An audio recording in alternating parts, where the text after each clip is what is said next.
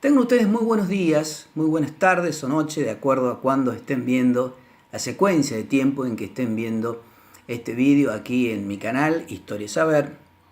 Les habla Sergio Silva y hoy les voy a hablar de una barbarie jurídica, como he definido, que es el que alguna vez fue delito de adulterio en el Código Penal español, un delito que recién habría de ser derogado en mayo de 1978 y que castigaba con pena de prisión el adulterio cometido por la mujer, mientras el hombre salía obviamente inculpado de estas conductas. Se reprimía únicamente la conducta de adulterio por parte de la mujer, ¿verdad?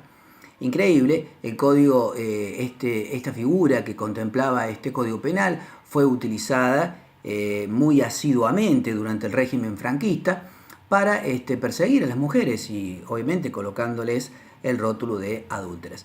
Vamos a ver qué decía específicamente este código penal y esta figura de adulterio. Decía, comete adulterio la mujer casada que yace con varón que no sea su marido. Y como les dije, el franquismo utilizó mucho este delito para aplicar penas a las mujeres adúlteras por infidelidades cometidas dentro del matrimonio. Y obviamente el feminismo luchó, y luchó muchísimo para acabar con esta barbaridad jurídica, ¿no? Hasta llegar a la derogación, que fue, como les dije, en mayo de 1978. Y el movimiento feminista tuvo su origen algunos años antes, es decir, que ya en el año 1976 el movimiento feminista venía de alguna forma luchando contra esta figura, ¿verdad? Y los primeros movimientos fueron en Barcelona.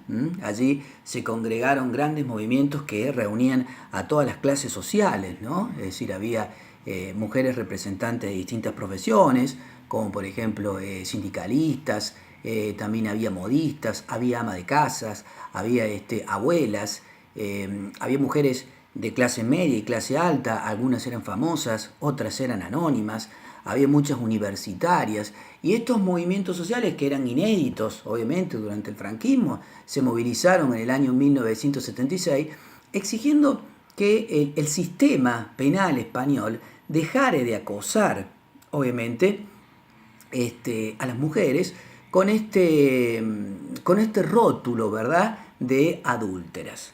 Es decir, que ya ahí se generó este tipo de reclamo, ¿no? Es decir, fue un movimiento de solidaridad hacia las mujeres para que cesara ese hostigamiento del sistema jurídico español. Y hay una mujer que fue fuente de inspiración de este movimiento feminista, ¿no? Me refiero a María Ángeles Muñoz, una mujer que por ese entonces tenía 30 años de edad, que tenía una hija de 6 años y que se dedicaba a la tarea de limpiar casas, ¿no?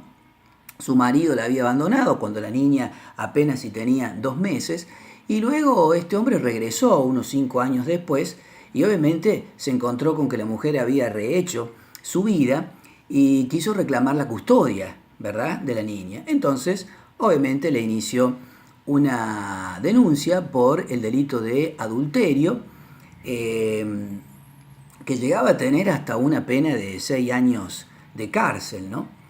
Entonces, bueno, en determinado momento, ya estando ácida la cuestión, ¿no?, la policía quiso llevarse a esta niña y obviamente se generó una rebelión en todos los vecinos, ¿no?, del barrio.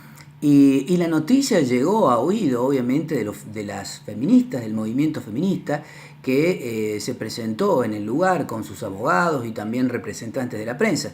La prensa siempre ha sido importante en este tipo de reclamos. Y obviamente comenzó lentamente la batalla por la derogación, que se daría, como dije, en mayo del 78, de 1978, de este artículo, ¿no? Mientras todo esto sucedía y la policía estaba ahí en los juegos previos para llevarse a la niña fue escondida en una casa de una de las vecinas, ¿no? Y bueno, esto fue aprovechado por el movimiento feminista. Las mujeres marcharon hacia las distintas emisoras de radio, ¿no? ¿Verdad? Distintas emisoras de radio y también, obviamente, hacia los diferentes diarios, y iban con megáfonos anunciando sus reclamos, también lo cual era muy cómica. Muchas de ellas se declaraban adúlteras a gritos, ¿no? Decían, soy adúltera, además, obviamente, de manifestar sus reclamos en un verdadero desafío, y obviamente supieron a dónde ir, ¿verdad? Es decir, las principales emisoras de radio y también los principales diarios, y obviamente el movimiento, como es de esperar siempre que sucede esto, recogió el apoyo de algunas personalidades. Por ejemplo, se me ocurre Maruja Torres, también Montserrat Roig, todas mujeres que obviamente apoyaron esta cuestión. Luego en Zaragoza se daría también un movimiento similar, un movimiento que reunió a feministas de toda España y que estaba secundado, digamos así, por Inmaculada Benito, ¿verdad? Es decir que todos estos movimientos que surgieron en Barcelona en 1976, merced a esta señora, a esta mujer que había sido abandonada por el marido y que luego el marido retorna y cuando ve que ha rehecho su vida le reclama la custodia y la denuncia por adulterio, ¿no? La policía quiere llevarse a la niña, se arma ahí toda una especie de problema, la niña es escondida, llega el movimiento feminista y luego esto también se tradujo en Zaragoza en un movimiento similar. Así logró el feminismo con estos movimientos que eran un verdadero desafío a lo que significaba la política interna de España por aquellos años. Se logró la derogación en una época bastante reciente, ¿no? Mayo de 1978. Bueno, espero que les haya gustado este nuevo vídeo aquí en mi canal Historia Saber y será hasta el próximo.